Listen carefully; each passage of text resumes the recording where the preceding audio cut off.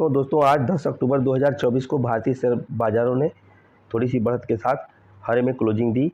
जैसा कि स्क्रीन पे देख पा रहे हैं 16.5 पॉइंट की तेज़ी के साथ 24,998 25,000 के आसपास सपोर्ट लिया दोस्तों। और भारतीय शेयर बाज़ारों में थोड़ी सी तेज़ी के साथ बंद हुआ, जिससे कि भारतीय निवेशकों में थोड़ी सी राहत की सांस ली। पिछले कई दिनों से काफ़ी गिरावट देखी जा रही थी। सेंसेक्स की बात करें दोस्तों, सेंसेक्स में 144 पॉइंट की तेज़ी के साथ 81,611 पे क्लोजिंग दिया दोस्तों। आज भारतीय शेयर बाज़ारों में 2152 शेयरों में तेज़ी थी, जबकि 1585 शेयरों में गिरावट दर्ज की गई। और देखा जाए तो 119 शेयरों में दोस्तों 119 शेयरों में कोई बदलाव नहीं हुआ। निफ्टी में सबसे अधिक तेज़ी दिखाने वाले शेयरों में Kotak Mahindra bank, HDFC bank, Bharat electronics, Maruti Suzuki और पावर ग्रिड कॉरपोरेशन शामिल रहे। जबकि सबसे ज़्यादा गिरने वाले शेयरों में सिप्ला, ट्रेंट, टेक महिंद्रा, सन फार्मा, हीरो मोटर कार शामिल रहे दोस्तों। चलिए अलग अलग सेक्टरों पर नज़र डालते हैं।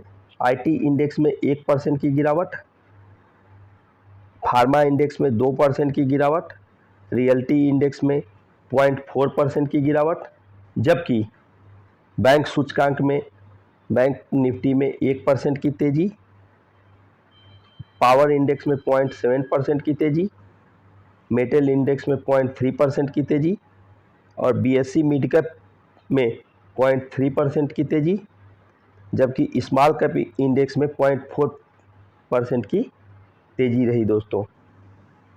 ये रहा आज के बाज़ार का आउटलुक और आउटलुक हाल। ये रहा आज के बाज़ार का हाल। कल यानी 11 अक्टूबर को भारतीय बाज़ारों की कैसी रहेगी चाल, उसके बारे में भी बात कर लेते हैं दोस्तों। कुछ एनालिस्ट के द्वारा ये बताया गया है कि निफ्टी मामूली बढ़त के साथ लगभग 0.20 की बढ़त के साथ बंद हुआ। डेली चार्ट पर देखा जाए तो निफ्टी 1500 अंकों की जो गिरावट हुई थी उसके रिकवरी के मोड में है।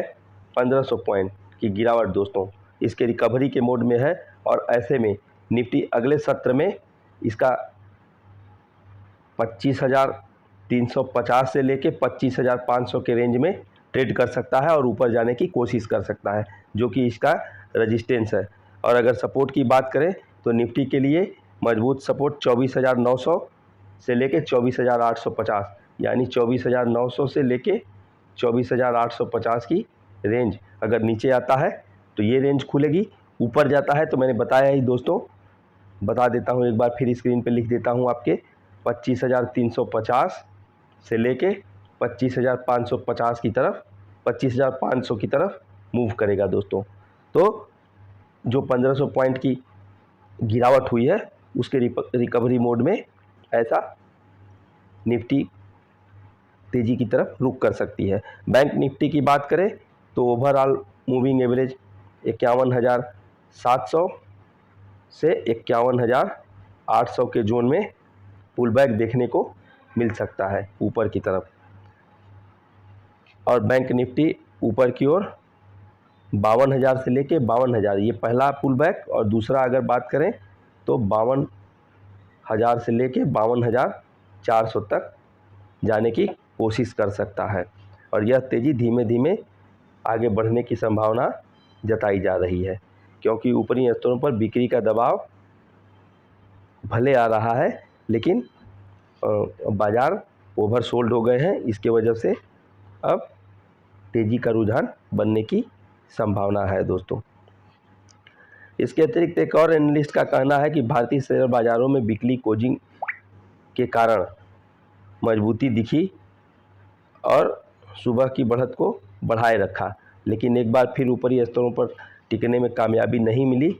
ब्रॉडर मार्केट में मिला जुला रुख रहा, जहाँ मिड कैप लाल निशान में बंद हुए, जबकि स्मॉल कैप बेंचमार्क इंडेक्स से बेहतर प्रदर्शन किया।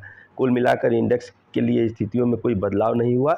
निफ्टी के लिए 14,900 और 25,200 पर सपोर्ट 14,900 और रेजिस्टेंस 25,200 पे बना हुआ है। और इस दायरे से अगर नीचे या ऊपर जाएगा तो या तो ब्रेकडाउन या ब्रेकआउट होने की संभावना साफ दिखाई देती है। इसी छोटे से इन्फॉर्मेशन के साथ अपने वीडियो को समाप्त करता हूँ। धन्यवाद दोस्तों।